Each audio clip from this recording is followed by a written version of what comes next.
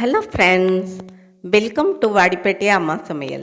இன்றைக்கி நம்ம கிச்சனில் பார்க்க போகிற ஸ்பெஷல் ரெசிபி குட்டி குட்டி தட்டை வடை தாங்க பார்க்க போகிறோம். பெரிய தட்டை வடைனா 1-2ஓட முடிச்சுக்கிடுவோம். இந்த மாதிரி நீங்கள் சின்ன தட்டை வடை குட்டி குட்டியாக அழகாக செஞ்சீங்கன்னா எத்தனை சாப்பிட்றோங்கிறதே தெரியாது, அந்த அளவுக்கு டேஸ்ட்டாக இருக்கும். வாங்க பார்க்கலாம். அதுக்கு முன்னாடி இன்றைய பிறந்த நாள் மற்றும் திருமண நாள் காணும் அனைவருக்கும் வாடிப்பேட்டை அம்மாவின் இனிய நாள் வாழ்த்துக்கள். ஸ்கிப் பண்ணாமல் பாருங்கள் ஃப்ரெண்ட்ஸ். பிடிச்சிருந்தா ஒரு லைக்கும் ஹைப்பும் போடுங்க. இப்போ கொஞ்சம் வேர்க்கடலை எடுத்திருக்கேன், அதை நல்லா வறுத்துக்கலாம். பாருங்கள், இப்போ வறுத்தாச்சு. பிளேட்டில் கொட்டி ஆற விட்டு தோலெல்லாம் எடுத்துக்கலாம். இப்போ ஒரு மிக்சர் சாரில் ஒரு 2 ஸ்பூனுக்கு பொட்டுக்கடலை எடுத்துக்கலாம். எடுத்துகிட்டு நல்லா நைஸாக அரைச்சிட்டு வந்துடுவோம். இப்போ பாருங்கள், அரைச்சாச்சு. அதை நம்ம சளிச்சு எடுத்துக்கலாம். இப்போ நல்லா ஒரு சல்லடை எடுத்து அதில் போட்டு நம்ம சலிச்சுக்கிற போகிறோம். இந்த மாதிரி கரண்டியால் நீங்கள் சலிச்சிங்கன்னா ஈஸியாக எடுத்துடலாம். பாருங்கள், கொஞ்சோண்டு தான் இருக்குது. இப்போ நம்ம வேர்க்கடலையும் அந்த மிக்ஸி ஜாரில் சேர்த்துடலாம். சேர்த்துட்டு 1-2 குறப்பாக அரைச்சிட்டு வந்துடுவோம். நம்ம சாப்பிடும்போது நல்லாயிருக்கும். பாருங்கள், 1-2 அரைக்காமையே இருக்கும். அதையும் இந்த பொட்டுக்கடலை மாவோட சேர்த்துருவோம். சேர்த்தாச்சு. இப்போ இது கூட வெள்ளைப்பூடு தோல் உரிச்சும் உரிக்காமையும் போட்டிருக்கேன். ஒரு 5-6 வெள்ளைப்பூடு, 1/2 ஸ்பூன் மிளகு, 1/2 ஸ்பூன் ஜீரகம். பாருங்கள், போட்டு 1-2 அரைச்சிட்டு வந்துடுவோம். நான் 1 கப்பு பச்சரிசி மாவுக்கு இதெல்லாம் செஞ்சுக்கிட்டு இருக்கேன். பாருங்கள், இந்த மாதிரி 1-2 அரைச்சிடுவோம். அந்த வெள்ளைப்பூடு தோலெல்லாம் இருக்கும், பரவாயில்ல. இப்போ கடலைப்பருப்பு நான் ஊற வச்சுருக்கேன். கருவேப்பிலையை நல்லா கழுவிட்டு பொடியாக கட் பண்ணி போட்டுக்கலாம். இப்போ ஊறின கடலைப்பருப்பையும் தண்ணியை வடிச்சிட்டு போடுங்க. இப்போ பாருங்கள், பெருங்காயத்தூள் அதுவும் ஒரு 1/4 டீஸ்பூன் போட்டுக்கலாம். சில்லி ஃப்ளேக்ஸ் அது 1 ஸ்பூன் போட்டுக்கலாம். அதாவது வத்தலை 1-2 இடிக்கிறது தாங்க மிக்சியில் போட்டு. இப்போ தனி மிளகாய்த்தூள் 1 ஸ்பூன் போட்டுக்கலாம். இப்போ பச்சரிசி மாவு 1 கப்பு போட்டிருக்கேங்க. இந்த 1 கப்புக்கு தான் இந்த கடலைப்பருப்பு, வேர்க்கடலை பொடி, பொட்டுக்கடலை எல்லாமே. இதுக்கு தேவையான உப்புத்தூள் சேர்த்துக்கலாம். தேவைன்னா நீங்கள் அப்புறம் கூட சேர்த்துக்கலாம், பார்த்து கணக்காக சேர்த்துக்கங்க. இப்போ ஒரு கரண்டியால் ஃபஸ்ட்டு நம்ம கிளறி கொடுத்துட்டு கையால் பிசைஞ்சிக்கலாம். பாருங்கள், இப்போ சுடுற எண்ணெய் நல்லா கொதித்து இருக்கிற எண்ணெயை இது கூட கொஞ்சம் ஒரு 3 ஸ்பூன் அளவுக்கு நம்ம ஊற்றிக்கிடுவோம். பாருங்கள், நல்லா கொதிச்சிருக்கிறதுனால அந்த மாவெல்லாம் பொரியுது. இப்போ சூடாக இருக்கிறதுனால ஃபஸ்ட்டு ஒரு கரண்டியால் கிளறி கொடுத்துட்டு அப்புறம் நம்ம கையால் பிணைஞ்சிக்கலாம். பாருங்கள், இப்போ பிணையும் போது கை சூடு இருக்காது. நல்லா எல்லா பக்கமும் அந்த எண்ணெய் படுற மாதிரி நம்ம பிணைஞ்சிக்கிறணும். அப்போத்தான் தட்டை போடும்போது மொறுன்னு இருக்கும். பாருங்கள், இந்த மாதிரி பிடிச்சா கொலக்கட்டை மாதிரி நிற்கணும். அப்போத்தான் மாவு நல்லா நம்ம கலந்துருக்கோம்னு அர்த்தம். இப்போ கொஞ்சமாக தண்ணி, நான் பச்சை தண்ணி தான் ஊற்றிருக்கேன், சுடு தண்ணி இல்லை. ஊற்றிட்டு அப்படியே நம்ம பிணையணும். சப்பாத்தி மாவுக்கு பிணையிற மாதிரி பிணையணுங்க. கொஞ்சம் கொஞ்சமாக ஊற்றிக்கங்க, ரொம்ப ஊற்றிடாதீங்க. அரிசி மாவு ரொம்ப இழுக்காது தண்ணி. பாருங்கள், இந்த மாதிரி பிணைஞ்சுக்கிடுவோம். இன்னுமே நல்லா பிணையணும், எல்லா மாவும் ஒன்று சேர்ற மாதிரி.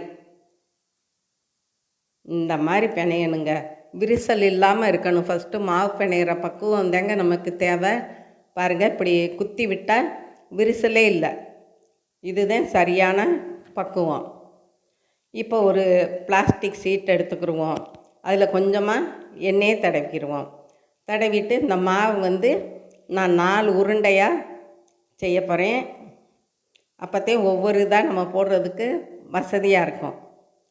4ஆக உருட்டி வச்சுக்கலாம். இப்போ இதிலேருந்து ஒரு உருண்டையை எடுத்துக்கலாம். எடுத்து அந்த பிளாஸ்டிக் சீட்டில் வச்சு நம்ம கையாலேயே தட்டி கொடுத்துக்கிறணுங்க. இந்த மெத்தட்லேயும் செய்யலாம். இல்லாட்டி கொஞ்சமாக எடுத்து ஒரு சப்பட்டையான கிண்ணத்தை வச்சு அழுத்தியும் நீங்கள் போடலாம். அந்த தட்டை வடை ஏற்கனவே நான் போட்டிருக்கேன். இந்த குட்டி தட்டை வடை போடலை. இதுதான் ஃபஸ்ட்டு. பாருங்கள், இந்த மாதிரி கையாலேயே நம்ம தட்டி தட்டி மெல்லிசாக ஆக்கணும். இந்த மாதிரி நீங்கள் தட்டை வடை செஞ்சு வச்சுக்கிட்டிங்கன்னா பிள்ளைகளுக்கெல்லாம் ரொம்ப குஷியாயிருங்க. குட்டி குட்டியாக இருக்கிறதுனால நமக்குமே பிடிக்கும் எடுத்து ஓயாமல் சாப்பிட்றதுக்கு. இப்போ நல்லா தட்டி கொடுத்துக்கிட்டு இருக்கேன் பாருங்கள். கையாலேயே ஒரு ரவுண்டு ஷேப்புக்கு வந்துருச்சு. இப்போ நம்ம இந்த சப்பாத்தி கட்டையை வச்சு லைட்டாக ஒரு உருட்டிக்கிடுவோம். ஏன்னா மேடு பள்ளம் இல்லாமல் இருக்கிறதுக்கு லைட்டாக அழுத்தம் கொடுக்காமல் இப்படி உருட்டிக்கிடுவோம். உருட்டிட்டு ஒரு மூடி கீடி இருந்தால் நீங்கள் ரவுண்ட் ஷேப்பு போட்டுக்கோங்க. நான் வீசம்படி உலக்கில் தான் போடுறேன் பாருங்கள். இந்த மாதிரி நம்ம ரவுண்டாக ஒரு ஷேப் போட்டுக்கலாம். ரொம்ப ஈஸியான ஸ்நாக்ஸ் தாங்க. ஒரு தடவை செஞ்சிங்கன்னா நீங்கள் 10 நாள் இல்லைங்க, ஒரு மாதம் கூட கெட்டு போகாது. அப்படியே கிறிஸ்பியாக இருக்குங்க. அதே டயத்தில் நல்லா வெள்ளைப்பூடு, ஜீரகம், மிளகெல்லாம் அந்த டேஸ்ட்டோட நல்லா இருக்கும். அதனால் நீங்கள் கட்டாயம் இந்த மாதிரி செஞ்சு வீட்டில் பிள்ளைகளுக்கு கொடுங்க. இப்போ நம்ம ஒரு ஸ்போர்க்கால் இப்படி குத்தி விட்டுக்கலாங்க. இல்லாட்டி பூரி மாதிரி உப்பி வரும் தட்டை. அதுக்கு தான் இந்த மாதிரி குத்தி குத்தி விட்டுறது. இப்போ எல்லாத்தையும் ஒரு பிளாஸ்டிக் கவரில் எடுத்து வச்சுட்டோம். உங்களுக்கு தேவைன்னா ஒரு ஈர துணியில் கூட நீங்கள் எடுத்து வச்சுக்கலாம். இப்போ எண்ணெய் கடாயில் காய விட்டு உள்ளே ஒன்றா இறக்கி விட்டுருவோம். பாருங்கள், மீடியம் சைஸில் இருக்கட்டும். ஃபஸ்ட்டு நல்லா காயவுமே அடுப்பை மீடியம் சைஸுக்கு கொண்டு வந்துருங்க. இப்படி ஒன்றா நம்ம ஒரு 10 தட்டை கூட நம்ம போட்டுக்கலாம். ஏன்னா சின்ன சின்னதாக இருக்கு இல்லையா. பாருங்கள், நல்லா வெந்துடும். நல்லா அதே டயத்தில் நல்லா கிறிஸ்பியாக இருக்கும் இந்த தட்டை. கடலைப்பருப்பெல்லாம் நீங்கள் சாப்பிடும்போது நல்லா டேஸ்ட்டை கொடுக்கும். பாருங்கள், லைட்டாக போட்ட உடனே ஒரு நிமிஷம் கழித்து கிளறி கொடுத்துக்குருவோம். அப்படி பெரட்டியும் கொடுத்துக்கலாம். அப்போ தான் ஈவனாக இருக்கும். இல்லாட்டி ஒரு பக்கம் நல்லா வெந்திருக்கும், ஒரு பக்கம் கலர் மாறி இருக்கும். அதனால அப்படி கலரி கொடுத்துக்கிட்டே இருக்கணுங்க. தீபாவளிக்கெல்லாம் நீங்கள் நல்லா ஒரு 10 நாளைக்கு முன்னாடியே கூட செஞ்சு வச்சுட்டிங்கன்னா அப்படியே இருக்கும், கெடாமல் இருக்கும். தீபாவளி டயத்தில் உங்களுக்கெல்லாம் வேலையும் மிச்சம். பாருங்கள், இப்போ நல்லா ஒன்று சொன்ன மாதிரி கலர் வந்துக்கிட்டு இருக்குது. பார்க்கும்போதே எவ்வளோ அட்ராக்ஷனாக இருக்குதுன்னு பாருங்கள்.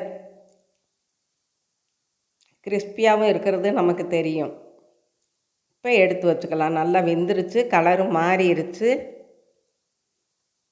சூப்பராக இருக்குங்க. ஒரே அளவில் தட்டையை பாருங்கள், ஒரே அளவில் நல்லா சமமாக நல்லா கிறிஸ்பியாக வந்திருக்குது. நல்லா எண்ணெயெல்லாம் ஒட்ட வடிச்சிடலாம். இதில் எண்ணெயெல்லாம் ரொம்ப நிற்காது. இப்போ பாருங்கள், இருக்கிறத எல்லாத்தையுமே நம்ம போட்டு சட்டுன்னு ஒரு அரை மணி நேரத்தில் இந்த காரம் செஞ்சு முடிச்சிடலாம். அந்த அளவுக்கு ஈஸியாக இருக்குது. பார்க்கும்போதே நம்ம கடையில் வாங்கினது மாதிரி இருக்குது பாருங்கள். அவ்வளோதாங்க, நம்மளோட குட்டி தட்டை வடை சும்மா ஜம்முன்னு ரெடி ஆயிடுச்சு. இதுவரை சப்ஸ்கிரைப் பண்ணாதவங்க சப்ஸ்கிரைப் பண்ணுங்கப்பா. ஆளுங்கிற பெல் பட்டனை தொடுங்க. லைக் பண்ணுங்கள், ஷேர் பண்ணுங்கள், கமெண்ட் பண்ணுங்கள். நீங்களும் உங்கள் வீட்டில் ட்ரை பண்ணுங்கள், சாப்பிடுங்க, சந்தோஷமாக இருங்க. நன்றி, வணக்கம்.